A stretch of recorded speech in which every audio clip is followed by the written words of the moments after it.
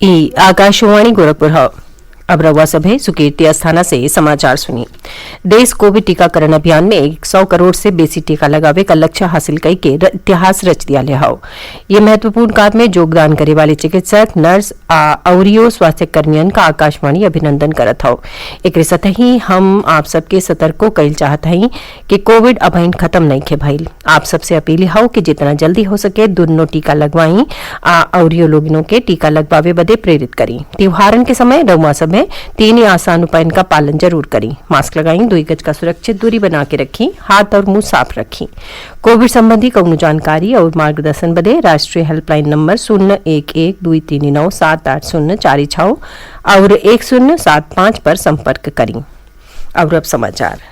Tokyo Paralympic में पदक जीत के देश का गौरव बढ़ावे वाले खिलाड़ियन के प्रदेश सरकार आजू सम्मानित कैले। मेरठ में एगो आयोजित भइल एगो भव्य समारोह में मुख्यमंत्री योगी आदित्यनाथ केंद्रीय खेल और युवा मामलन और सूचना और प्रसारण मंत्री अनुराग ठाकुर 19 गो पैरालंपिक पदक विजेता खिलाड़ियन के पुरस्कार राशि दिहले। एकरे अलावे पैरालंपिक खेलन में भाग लेवे वाले खिलाड़ियन और प्रशिक्षकन के पुरस्कृत कईल गईल। कार्यक्रम में प्रदेश भर से बढ़ान संख्या में दिव्यांग खिलाड़ी उपस्थित रहले। अपने संबोधन में मुख्यमंत्री योगी आदित्यनाथ कहले कि प्रदेश सरकार खेलन और खिलाड़ियन के लगातार प्रोत्साहन दे रहल हवे। टोक्यो जापान में संपन्न ओलंपिक गेम्स के पदक विजेताओं और प्रदेश के प्रतिभागी खिलाड़ियों को हमारी सरकार द्वारा 19 अगस्त 2021 को राजधानी लखनऊ में एक भव्य समारोह में सम्मानित किया गया। इसी क्रम में टोक्यो पैरालंपिक गेम्स 2020 में पदक विजेता दिव्यांगजन खिलाड़ियों को आज यहाँ पर मेरठ में पुरस्कृत किया जा रहा है, जिसमें टोक्यो पैरालंपिक गेम्स 2020 में भारतीय खिलाड़ियों ने प्रथम बार 19 पदक अर्जित किए हैं। पैरालंपिक गेम्स में प्रदेश ही नहीं बल्कि पूरे देश के पदक विजेता खिलाड़ियों को पुरस्कृत करने का निर्णय लिया है और टोक्यो पैरालंपिक गेम्स में देश के सभी पदक विजेता खिलाड़ियों के सम्मान के लिए आज जो राशि यहाँ पर निर्धारित की जा रही है, जिसमें स्वर्ण पदक विजेता को 2 करोड़, रजत पदक विजेता को 1.5 करोड़, कांस्य पदक विजेता को 1 करोड़ की राशि पुरस्कार स्वरूप यहाँ पर प्रदान की जा रही है।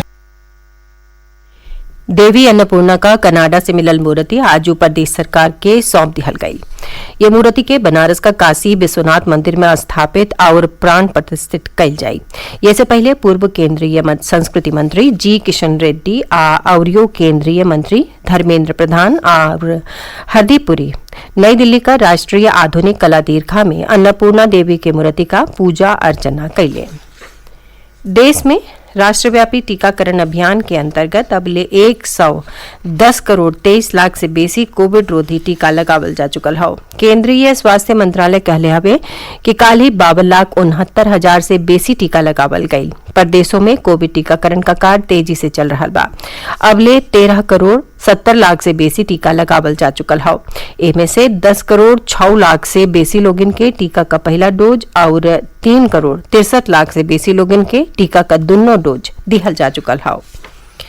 अयोध्या में बिहाने से शुरू हो रहा 14 कोसी परिक्रमा बदे सज्जो तैयारियन कई लिहल गई हवे। अक्षय नवमी का मौका पर बिहाने से कतिक मेलों शुरू हो जाई।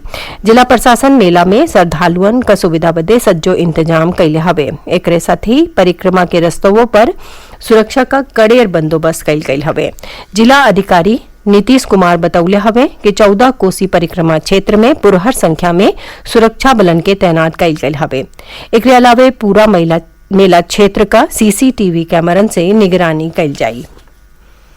लोक आस्था का महापर्व छठ का 4 दिनन का अनुष्ठान अजुए उगत सूरज के अर्घ्य अर्पण कैले के साथे पूरा हो गई।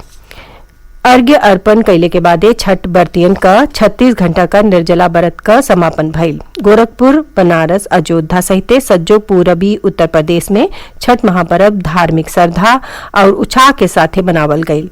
कुशीनगरों में छठ महापर्व उल्लास का वातावरण में संपन्न भइल। हमारे कुशीनगर प्रतिनिधि का एगो रिपोर्ट। आज ब्रह्म मुहूर्त से ही जिले के विभिन्न नदियों, सरोवरों और नहरों के किनारे बने छठ घाटों पर श्रद्धालुओं की भारी भीड़ उमड़ रही थी। छठ व्रतियों ने भगवान भास्कर की पूजा अर्चना की। छठ पर्व के मद्देनजर जिले में व्यापक प्रबंध किए गए थे। विवेक पांडेय, आकाशवाणी समाचार, कुशीनगर। आजू राष्ट्रीय शिक्षा दिवस हवे। ये दिन महान स्वतंत्रता सेनानी, राष्ट्रवादी और शिक्षाविद मौलाना अबुल कलाम आजाद का जयंती पर मनावल जाला। मौलाना अबुल कलाम आजाद स्वतंत्र भारत का पहला शिक्षा मंत्री रहले। प्रधानमंत्री नरेंद्र मोदी मौलाना अबुल कलाम आजाद की जयंती पर उन्हें श्रद्धांजलि दियाले हवे। समाचार पूरा भइल। नमस्कार।